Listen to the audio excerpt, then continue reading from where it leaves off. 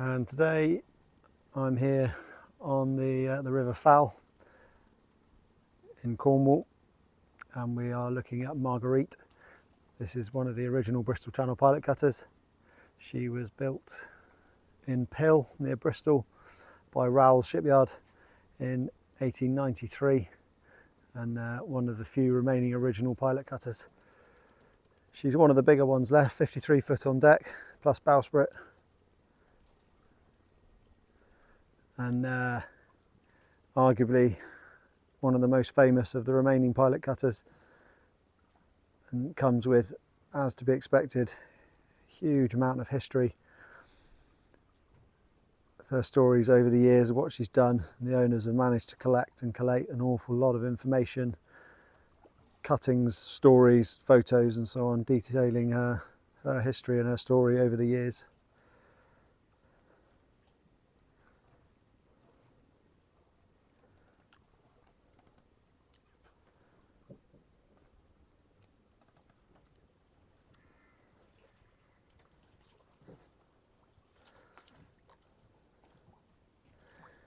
This typical pilot cutter shape. The plumb stem, sweeping sheer back to this counter, slightly elliptical counter here. Lovely angle here looking from the quarter up the deck, that sheer line and the cockpit. What's nice about her compared to some of the original pilot cutters is her cockpit is pretty large. So you've got space for several people in there while you're sailing, and we'll see in a minute, it's down, you're nice and low, you're in there, it's safe, and it's got a lovely feel to it. Margeurite is still got a lot of her original fittings and features. She was the first of the pilot cutters to use the Appledore roller reefing system on the boom, and she was known as the boat with the new boom because her owner commissioned a new boom to be made, bigger diameter, to take the Appledore reefing gear, and we'll have a look at that in a sec.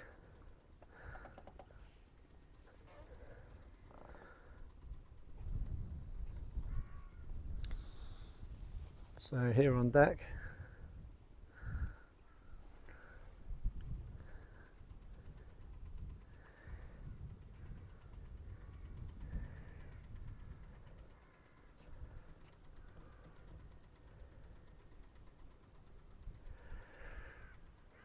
start up at the bows.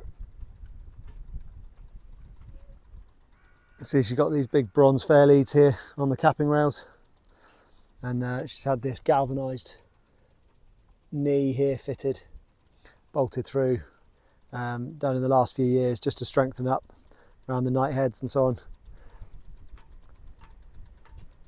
So she's got a traveller there to the end of the bowsprit with the Wick and Martin system for the jib, for the furling for the jib, and then here stainless steel forestay.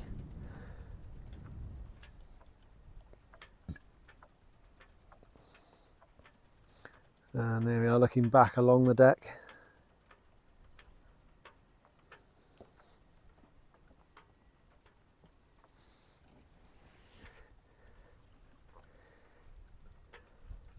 She's very simply rigged. Nothing's overcomplicated, and her rig is not too big, so she is very manageable, very well mannered, well balanced. So you look here, here's the manual anchor windlass. There's obviously a vertical capstan type, and the chain runs along the deck, as you can see. So the capstans here mounted on the front of the mast. This originally was fitted to the boat probably in the early 1900s, and it's very useful, obviously manual, but a lot of power in there when you need it. And then the Appledore reefing gear, you can see here,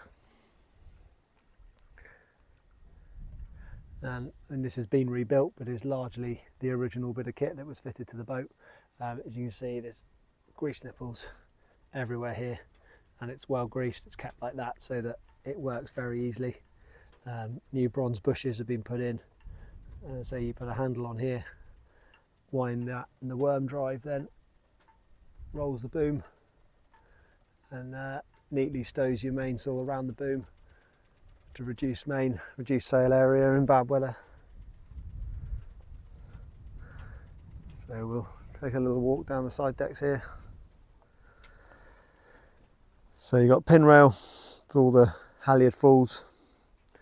So main halyards come down here, and then the throat and the peak have both got stretchers on.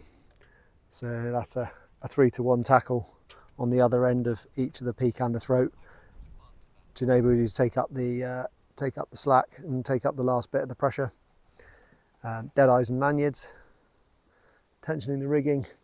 Most of these are original lignum vitae dead eyes, or new lanyards being put in this year.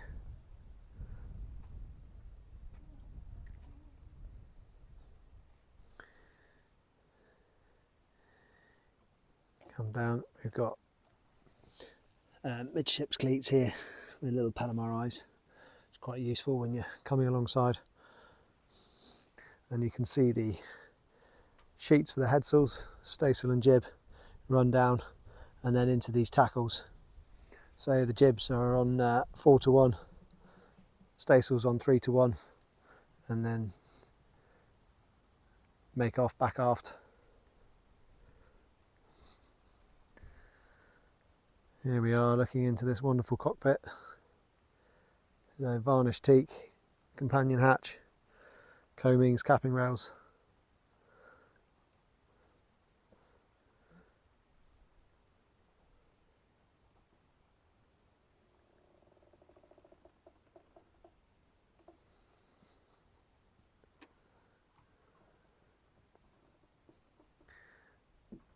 And here, our original bell.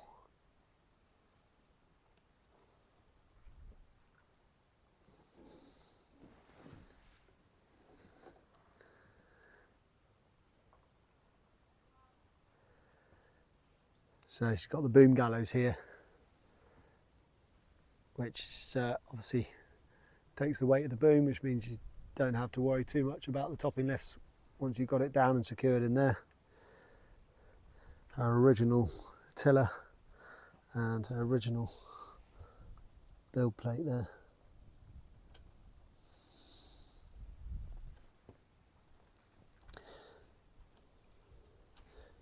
Again, all this gear all been rebuilt, all got grease nipples, so everything works nicely. And this is a spring-loaded shock, just to take some of the snap out of it when you're jibing.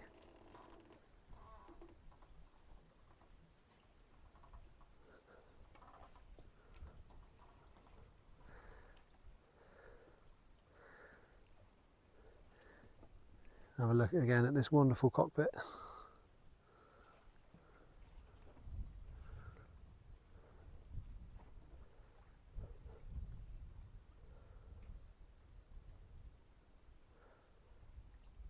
And zoom out a little bit, you get a bit of a better impression of the whole area.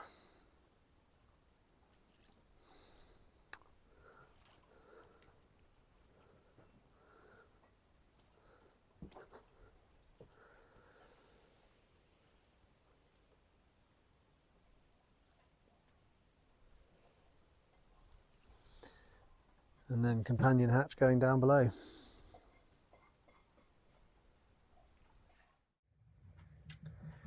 Coming down below and here now on Margeurite. Steps down over the engine. She's got a big Perkins 4236 diesel. And on the port side here is the chart area.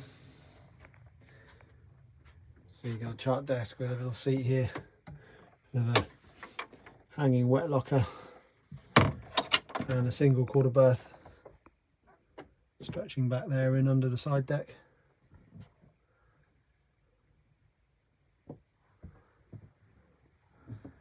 And stepping forward here,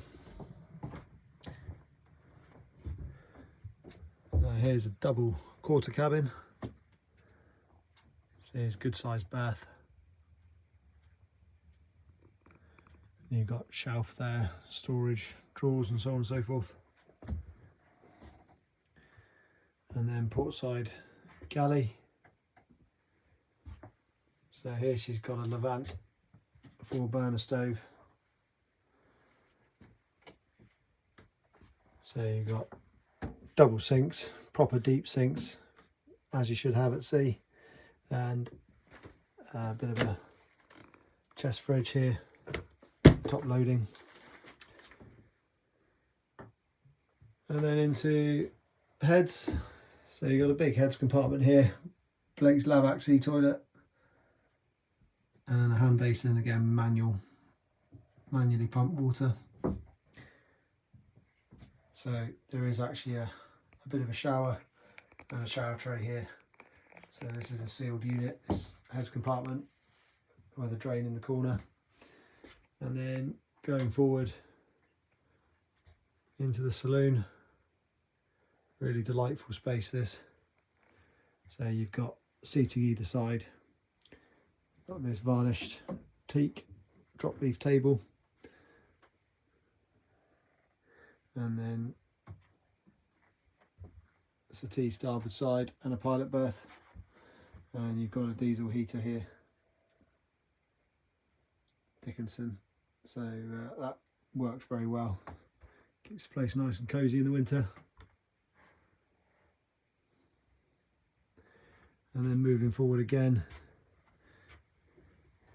this teak door here, apparently taken out of a bank in Lunenburg, which is obviously in Nova Scotia, near where she was rebuilt. So into this forward cabin. So on the starboard side, you've got 2 single berths, one up, one down. And then over on the port hand side, you've got a decent sized double. See in here, and here you can see very clearly the whole structure. So these are the sawn oak frames, all doubled up.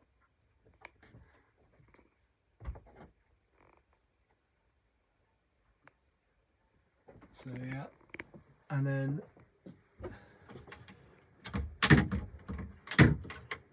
into here, anchor locker. You've got a spurling pipe there coming from the deck. Steps here up to the forehatch, and then forward again into workshop, bosun stores. This large area on the port hand side here, used for fenders and warps and so on. As you can see, the boat's very well equipped. Lots of tools, spares, everything organised and labelled. Spare warps, workbenches.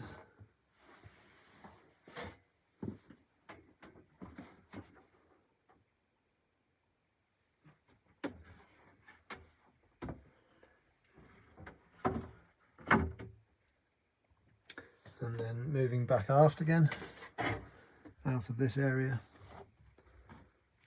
back into the forward cabin. Here with its 2 singles and a double, and into the saloon.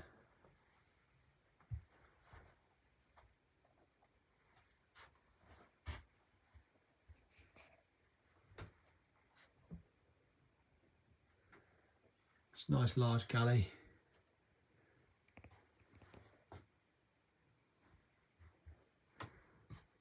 Quarter cabin.